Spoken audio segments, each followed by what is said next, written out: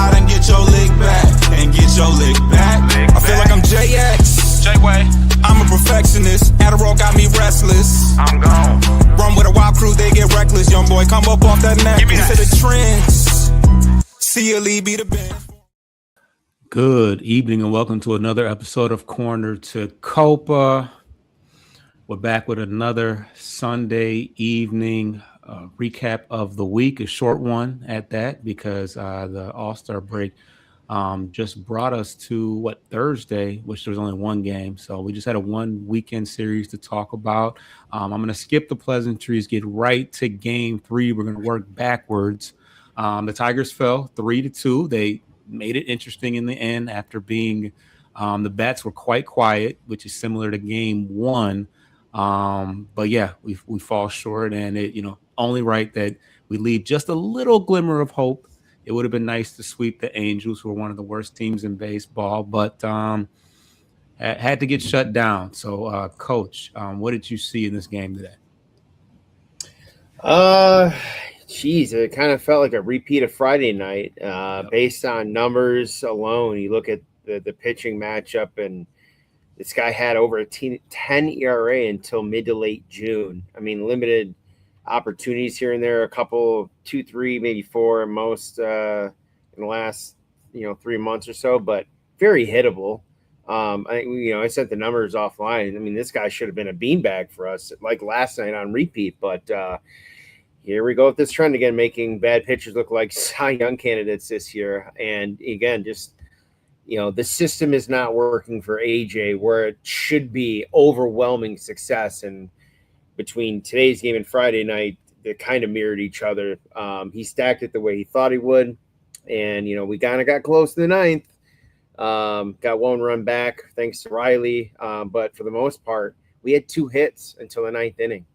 I think you mentioned Hayuli got on, slapped one opposite field, but McGonigal and Vierling were the only 2 guys that had hits for almost the entire game. So frustrating to say the least, considering the Angels are the bottom of the barrel of the American League.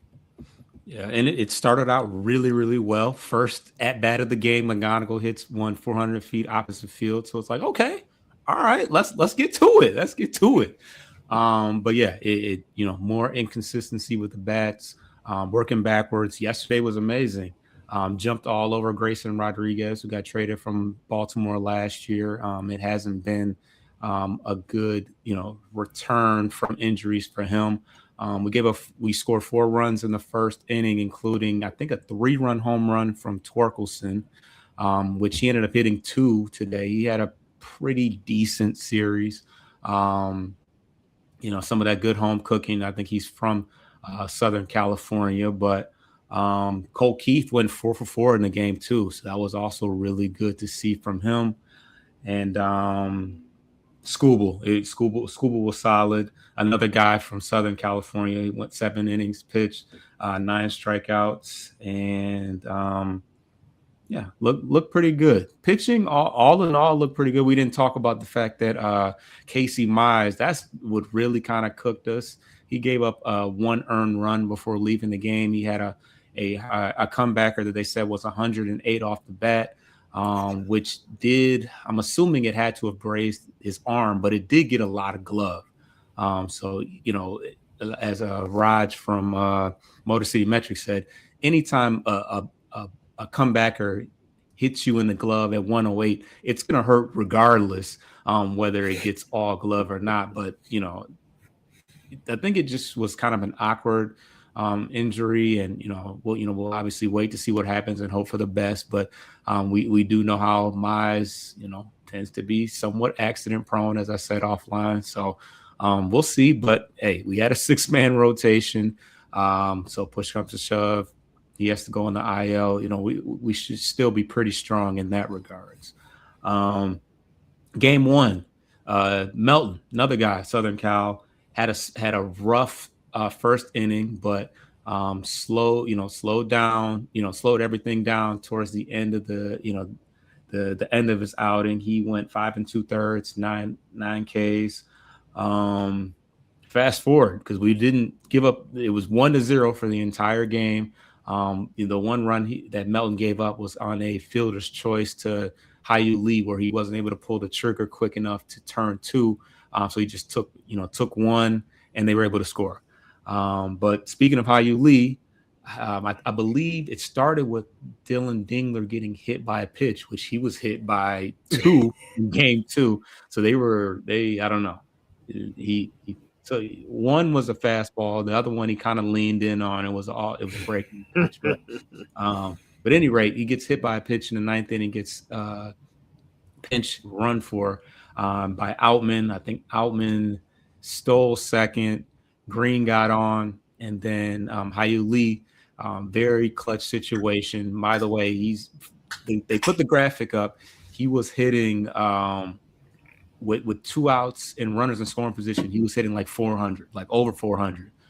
So it seemed to be the perfect opportunity for him to take advantage, and that's exactly what he did. Opposite field, off the right field wall, just over the head of Joe Adele. Say it right. Something Adele. Which played it too. And then we were able to get some clutch defense from McGonigal. He, a lot of these choppers that, go over his head, average guy, you just catch it, but he's got to get full elevation to get, to grab that. And he threw one in the dirt, and Torque was able to scoop it out. So, all in all, pretty solid series for Torque defensively and offensively. But the Tigers take 2 of 3. So, how do you feel as we head on to Chicago next? I mean, it's obviously disappointing that we weren't able to sweep them, but here we are in a situation where it appears that we are likely going to buy is what they're saying. But what do you think?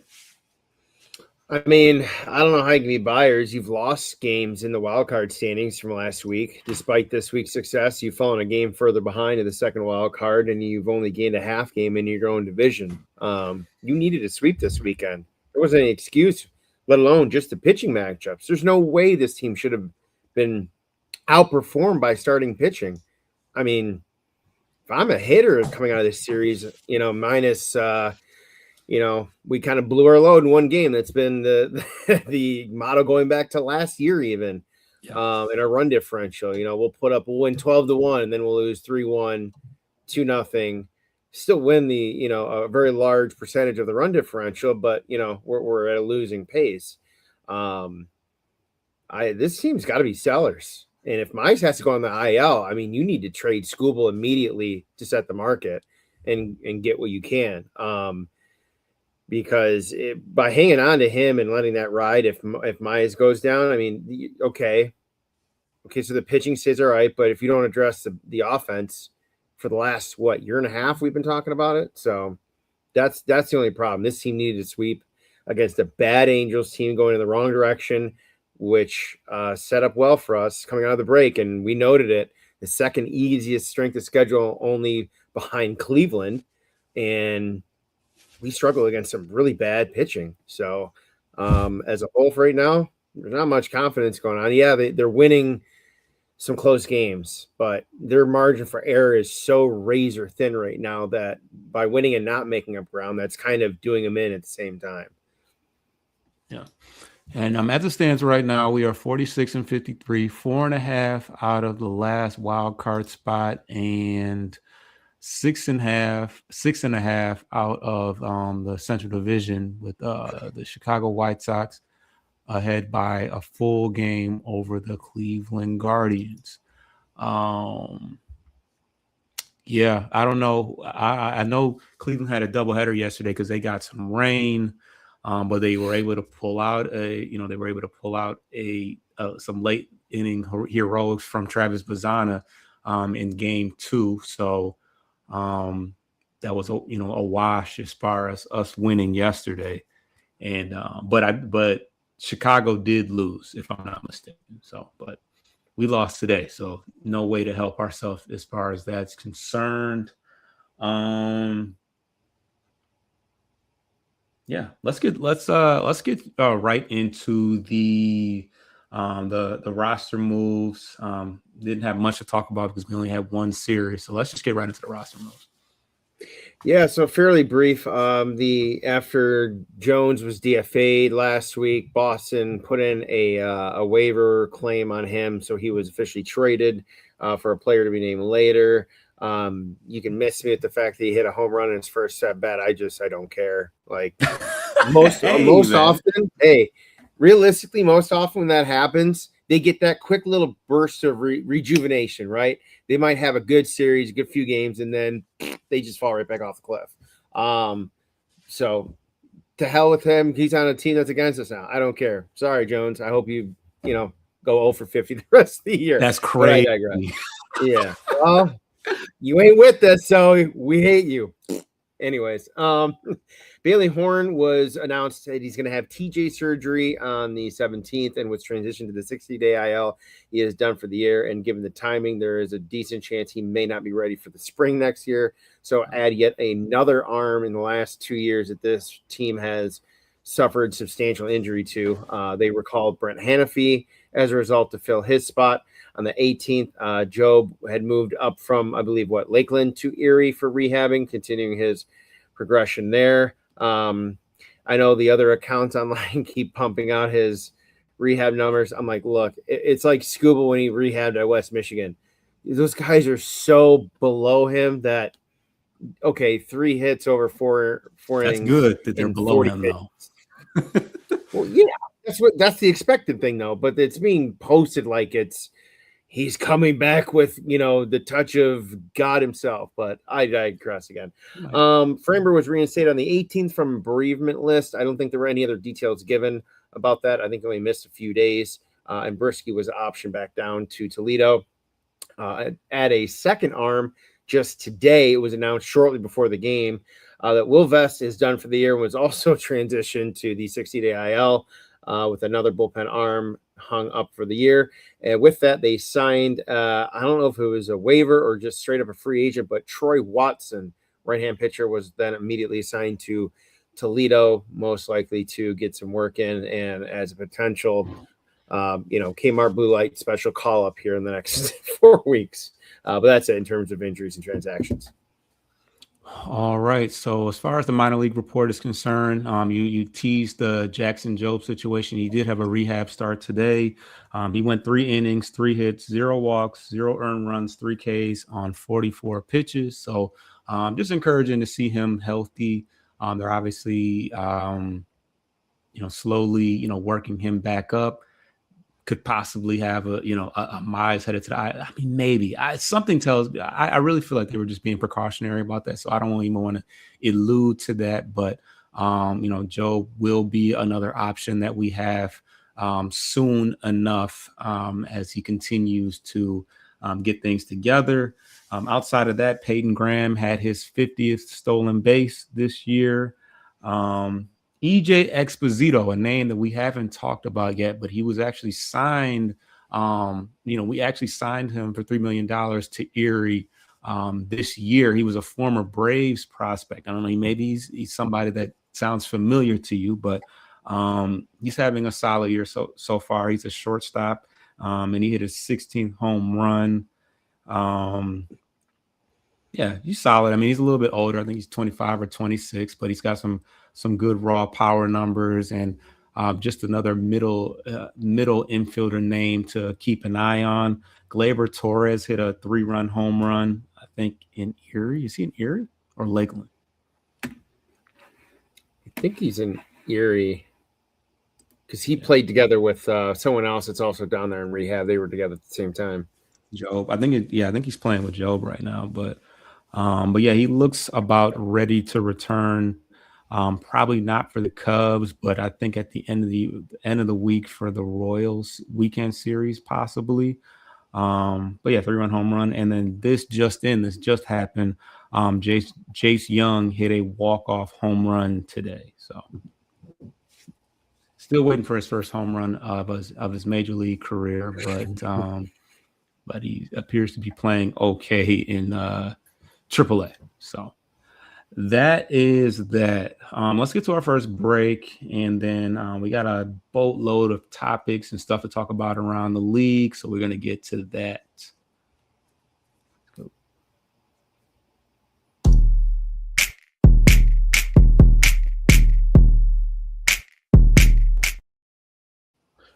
All right, around the league, there's quite a bit to talk about. We're fresh off the All-Star break, but there's definitely some interesting things going on, and some teams that are taking off and picking where they left off before the break. Let's hear it, Coach.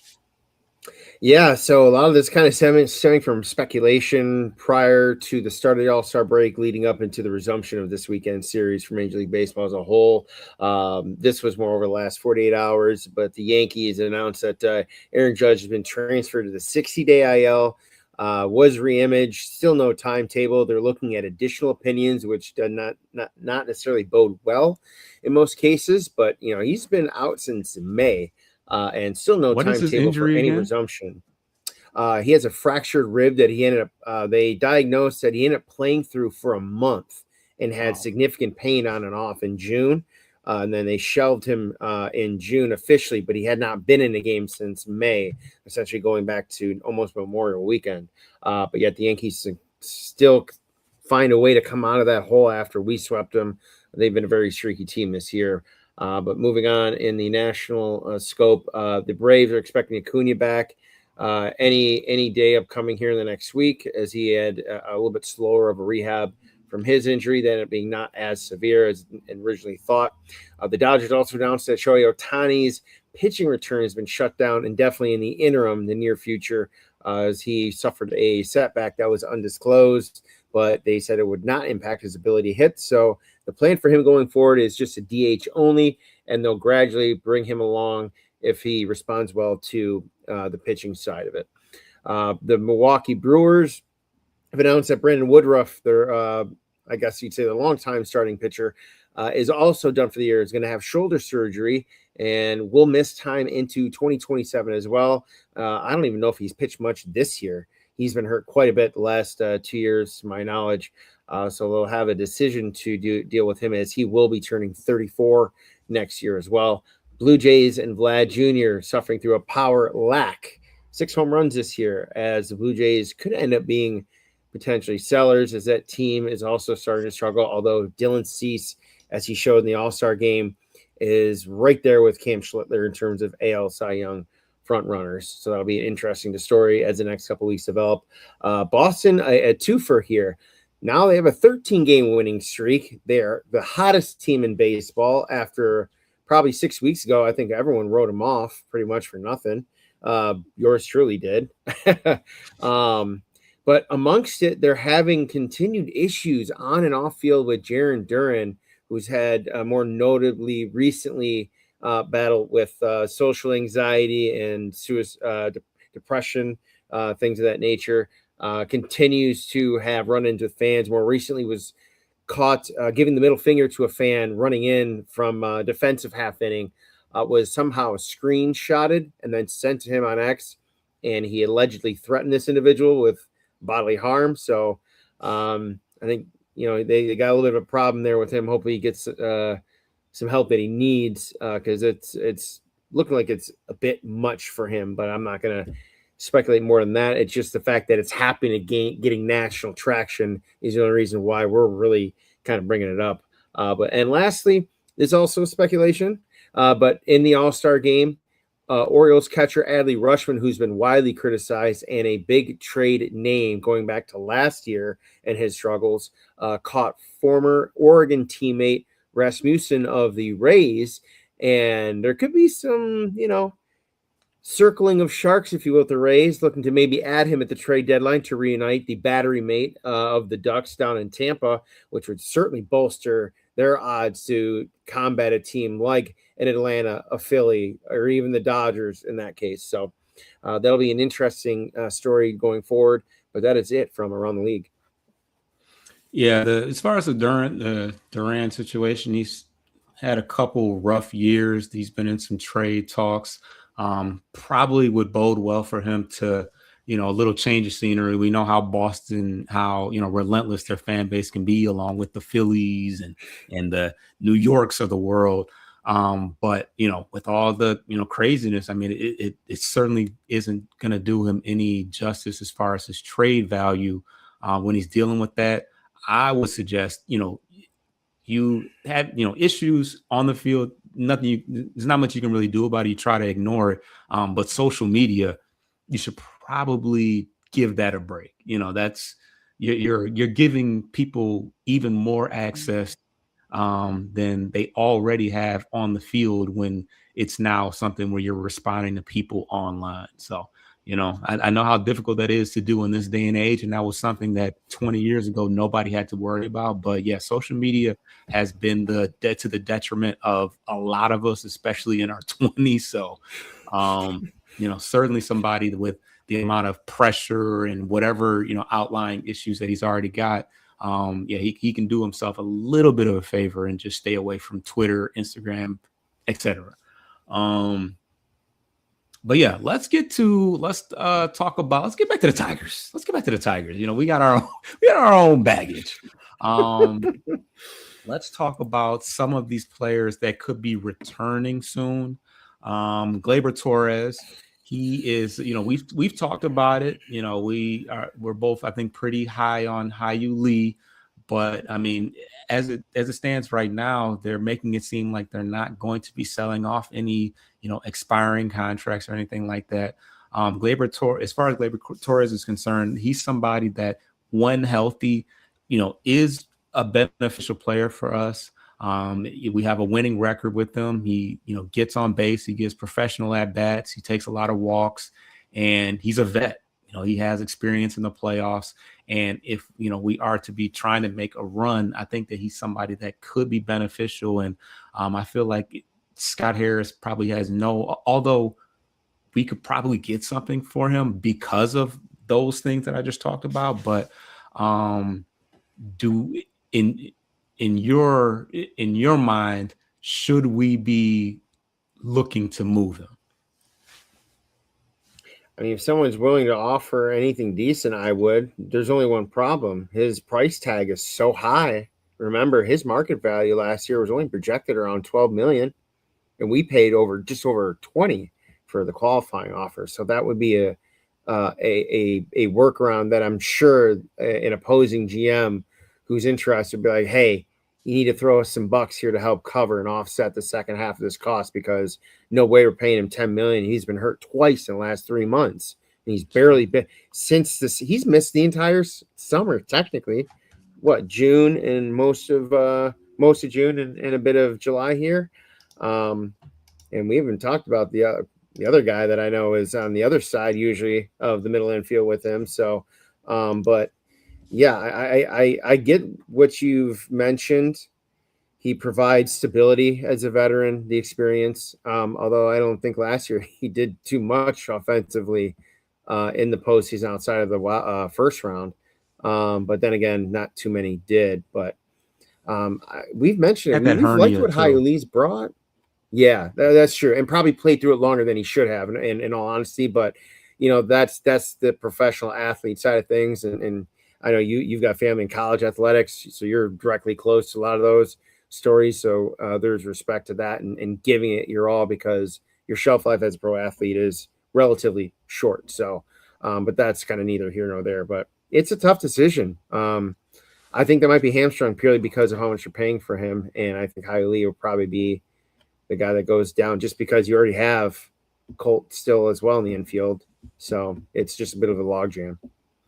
Yeah, and I like Lee, but I don't know if I trust him in in September and October, more so defensively than anything. As you can see, Gleyber does have decent, he's at least, average this year defensively in limited time, but Lee, does have some has some deficits defensively. He's only 22 years old. It may be a little much for him if they're truly trying to make that push. I think you want that veteran option. Lee will get his opportunities. I think that I don't know if Valencia might not be the guy that gets sent down.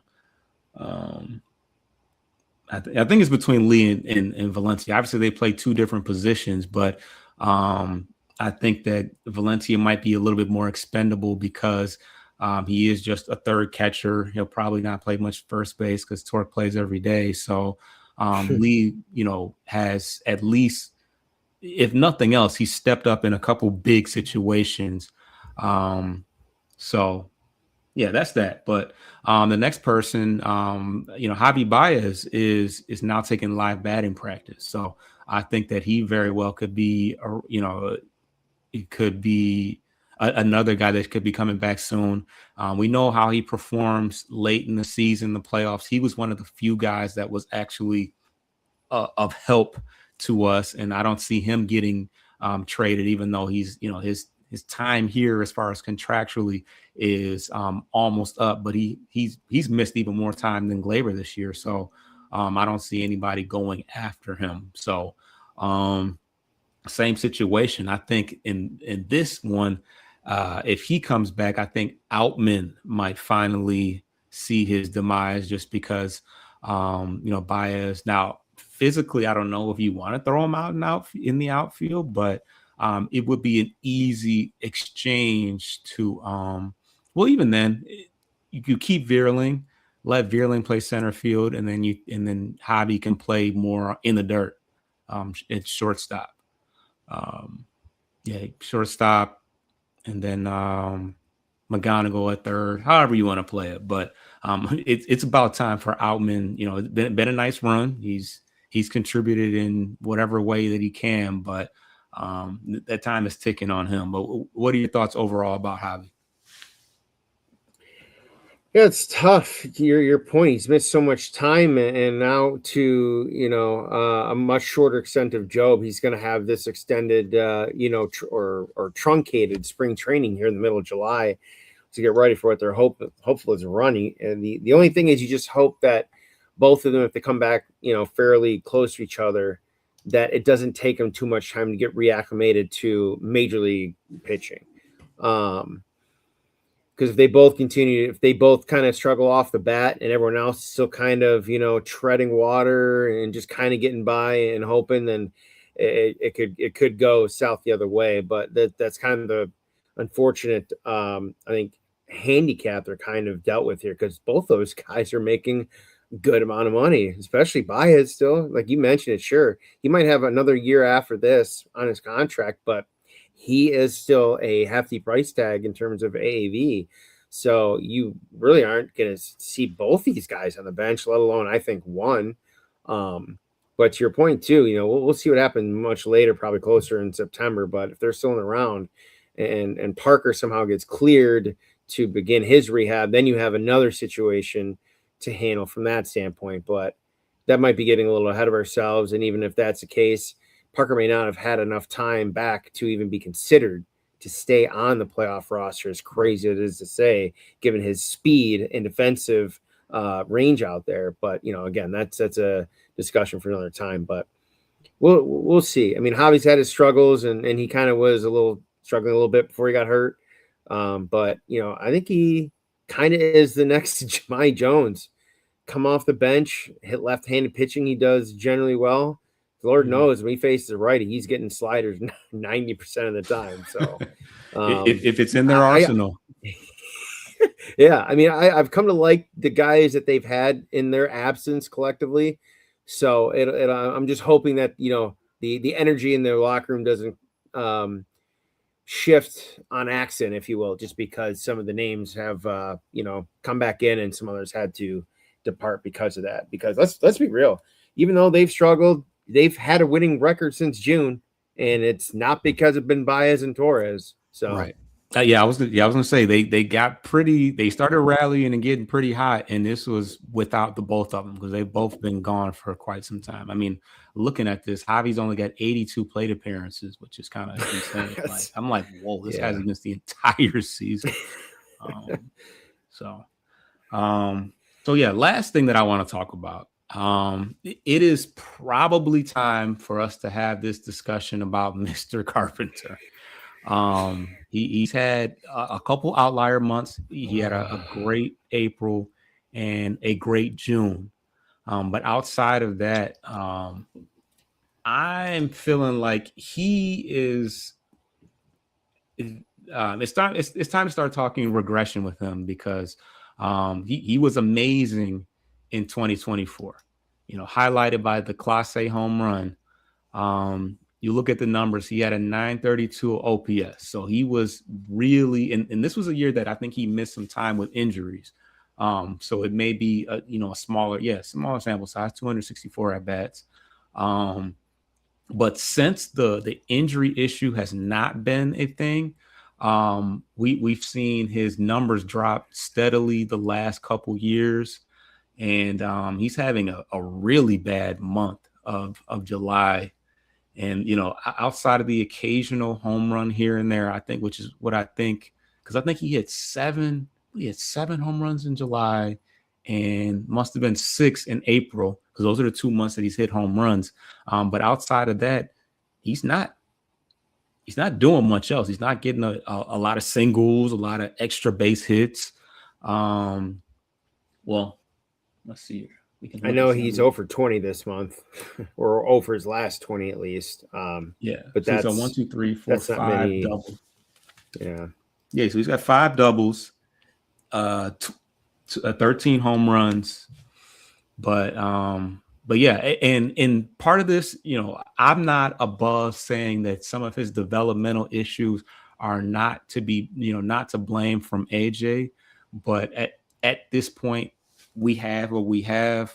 I think I might have talked about the trade possibility last week, but after a week like this, like what are we doing with Kerry Carpenter? Because at one point it was like, okay, we have a lot of struggles, from bat production. Even when it was Parker Meadows, Vierling hasn't been very good.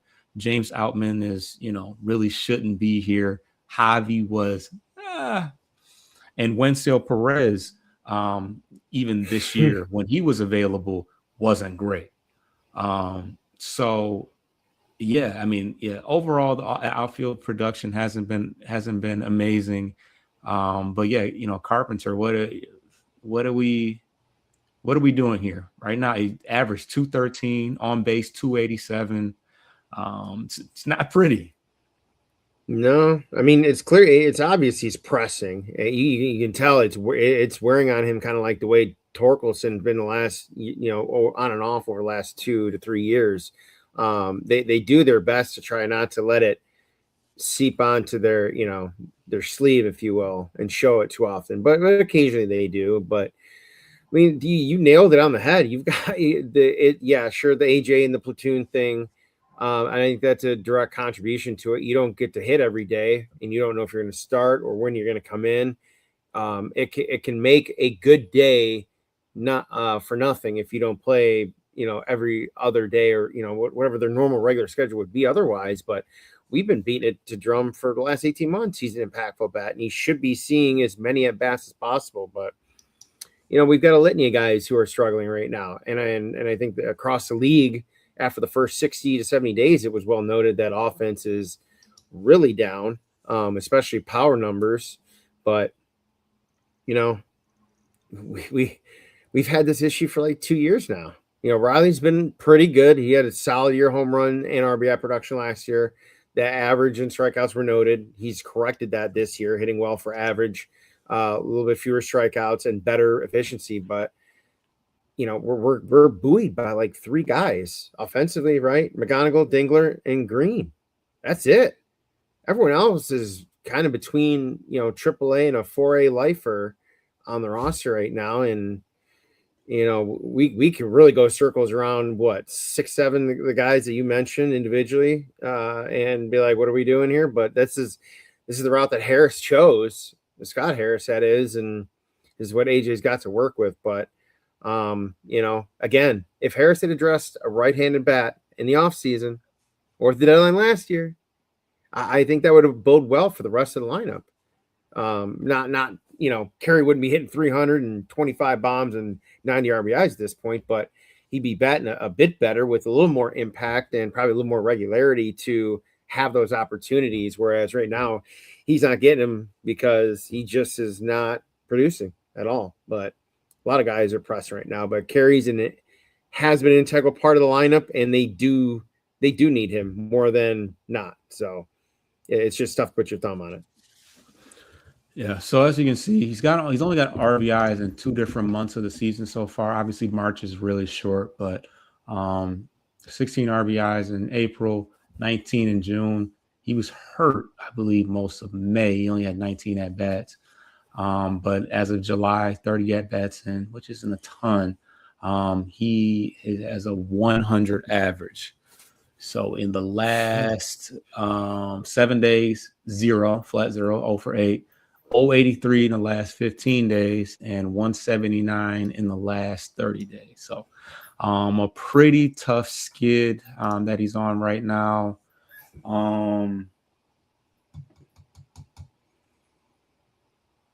Yeah. We did get to see a Kenley Jansen because I was wondering, I was like, is he going to get a chance to play against the Angels? Because Montero held it down. I don't think we talked about it. Got the win on Friday, game 1 of the series. And then we pretty much were blowing them out the entire game on Saturday.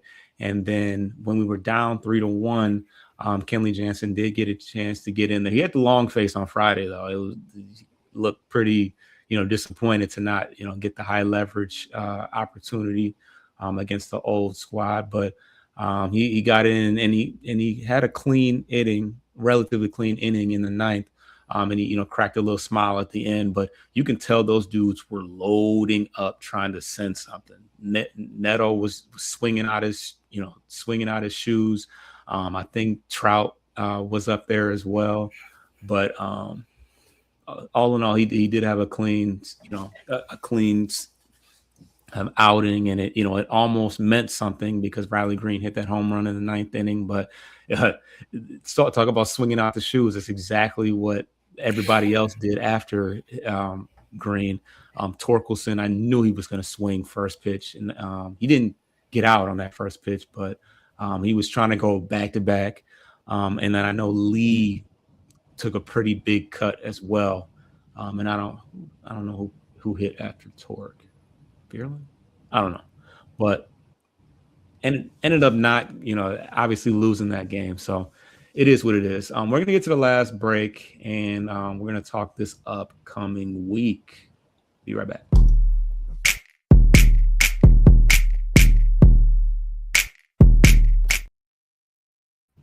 Any other topics that you wanted to talk about before we get to the probables? Not really, no. I know we could go endless circles around trade speculation, but we'll go ahead and take a look at the schedule first, and then we can elaborate on that more if there's anything new you may have you want to throw out there. But yeah, coming after this brief and weird only single series out on the West Coast, Detroit will fly to Chicago to face the Southside Cubbies for 3 in Wrigleyville. Monday will be Jack Flaherty against Italian. Tuesday will be Framber against Peterson. Wednesday right now is listed as TBD, but it's most likely going to be Montero based on what they were indicating last night before the game in LA, with then a turnaround and come back to Detroit for a 4-game series against the Royals, which will begin a heavy divisional stretch over the next 35 days or so. So these games, sure, they got to win all the others, but these have direct impact on their divisional standings. So these are of utmost importance. 4 against the skidding Kansas City Royals. Despite that, Michael Wacha, the ageless right-handed wonder, was in the All-Star game for KC. Thursday will be Troy Melton against TBD. Friday will be Scooble against Cameron. Saturday, Casey Mize, I guess, /TBD based on, testing coming up against Wacha. And then Sunday will be Flaherty against Avila, with a small peek ahead of the following week with 3-game series at home against the struggling Orioles. And then they head back out west for 3 with, again, the struggling A's, who recently were leaked that Kurtz turned down a fairly big extension from the A's. So another name that could be thrown into the trade mix. But yeah, once they go to the A's, I know I'm getting along here with this. Long West Coast trip with Oakland, Oakland, Seattle, and also San Francisco. Yeah, Kurtz, I don't blame him. He's, as a rookie, was already a top 5 first baseman. I know the A's have been extending a lot of their young guys, Jacob Wilson, Butler, Rooker, but none of those guys had, the rookie seasons that, Wilson was actually an all-star his rookie season, but Kurtz is probably the best, a top 5, top 3 first baseman already. He's not taking a $100 million extension. He's going to wait it out and try to get the big bucks. So yeah, I don't think that they're thinking trade as of yet, but yeah, they really got to pony up, get some of that Vegas money, see how that plays out. 'Cause I'm sure he wants to play in Vegas before, he becomes a future, Yankee or something crazy like that. But yeah, smart on him to not jump out there and sign for the, it's hard to turn down $100 million, but his agent's like, no, we're gonna wait it out and get 300. So, but yeah, upcoming series with the Royals got us. Now that's a team we got to sweep. They lost today to San Diego, who doesn't even particularly hit very well. Have played, below their expectations, put up I think a 19 spot on them. I think they lost by 17 runs. So yeah, the Royals are definitely packing things in for the rest of the year. They've lost, I think they're 4-6 in their last 10, but not much going well for them. Man, well, okay. So we got a little bit of time. You talked about trades. One thing that is out there right now is, I threw out a couple different trade candidates as far as the corner outfield. We talked about it a little today as far as the production has been pretty, below par, even with Kerry Carpenter involved. So, that's something, and they threw out a couple different suggestions as well. So although I had highlights for, I was highlighting Jake McCarthy for the Colorado Rockies, as well as who was the other guy? There was a reliever from Colorado as well. Well, that was last. I actually did like a 20-minute show. Yeah, it was Jake McCarthy. Yeah, it was Jake McCarthy. Oh, Helio Ramos. That's what it was. Yep. And then I think Luis Arias too, right? He talked. Somebody suggested him. I think it was MSU Detroit fan, or I can't remember who it was, but they started throwing out some names like Arias.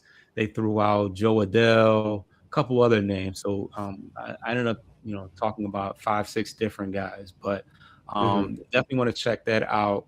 If we're going to go all in, one thing that's going to be necessary for sure that, I haven't really touched on too much is relievers. Vest is out for the year. Wasn't having a great year per se, but, Vest is had a down year. Kenley Jansen hasn't been great. He could possibly be on the move if, we start falling off and he wants to go to contender possibly.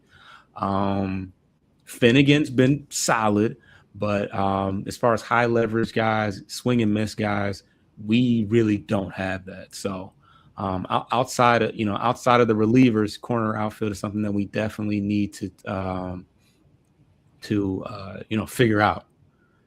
Because I just don't know. We can't bank on Wenzel Perez and Parker Meadows coming back, and we certainly can't have James Outman getting meaningful at bats late in the year. So, but any thoughts on on what direction is? I feel like we're all over the place. We want to keep Skubal, but we want to. I think me and you both would love to see us get a haul for Skubal, but that's likely not going to happen. Mize is still a possibility if he's healthy. Torres could possibly, be another guy on the move. But what if we are buying? What direction do you want to see us going? A right-handed bat. it sounds redundant, but it's like that's what we've desperately needed. Jemize hasn't worked out. Bierling's been hot and cold, but let's be real in terms of bulk of the work offensively, leaves a little bit more to be desired from an everyday player. Torkelson's really had his lows, and his hot spurts have been really condensed down into like a week or less in most instances, and then he just doesn't do anything for 20 days. Dingler, God, if he takes another, and I know I said it offline, go ahead, get into it. The heebie-jeebies. He's giving me the heebie-jeebies as a catcher, leaving that stinking hand out there on his thigh again after he just took that I know it was a redirect, but still, that's the easiest way to F up your hand is to just leave it out there. And I know, look, they get paid a lot. They've got great, medical insurance and access to the best doctors, but man, time is money. You miss time, sure you can get paid, but that's time you can't get back to play. But I digress on that. I hope he kind of tucks it away a little bit because is the technique still behind the back? Like, is that what they're supposed to do or what? I mean, that's what you're taught when you're growing up to protect yourself. But I know from purely like a pop time and transition standpoint, that less movement from back to front, they calculate as a negative essentially in layman terms. So a lot of them leave their free hand. They might leave it down off to the side, not on the lap, but it's still exposed either way. So it's a risk either way. But the rest of the right-handed guys have just not really been getting it done, and they're overloaded with lefties and guys like Perez, switch hitters who haven't really been able to do it from either side of the dish. So right-hand bat for me, but here's a minor thing on Skubal. I was listening to on the drive back down here yesterday with the comp pick situation.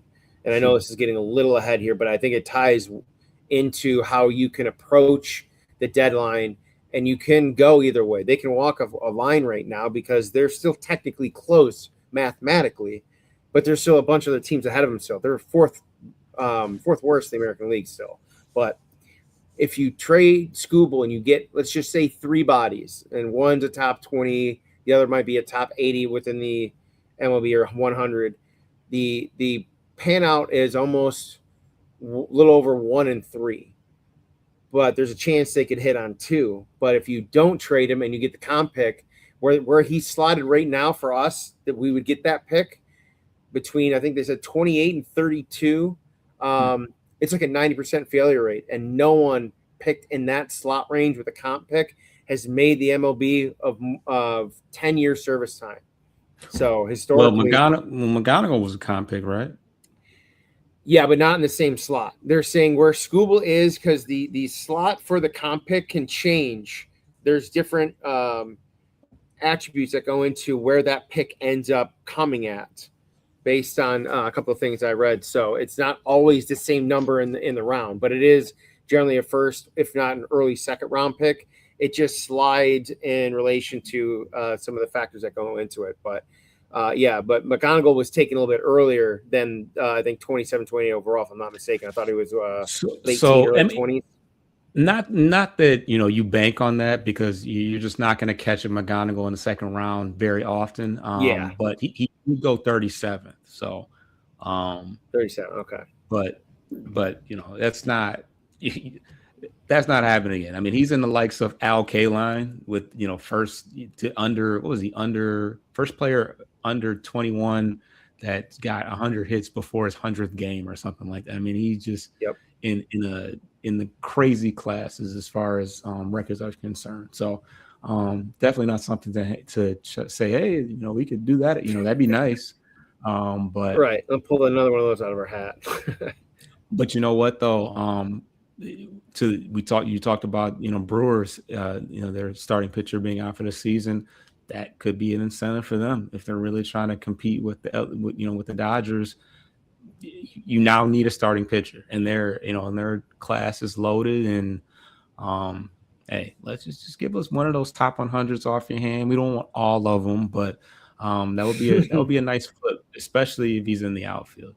And the tricky part about getting that outfield bat is that I feel like it's limited as far as righties are concerned. I feel like there's more lefties, like your Mickey Moniak and Jake McCarthy, and but they We saw a couple possible candidates in LA this weekend though.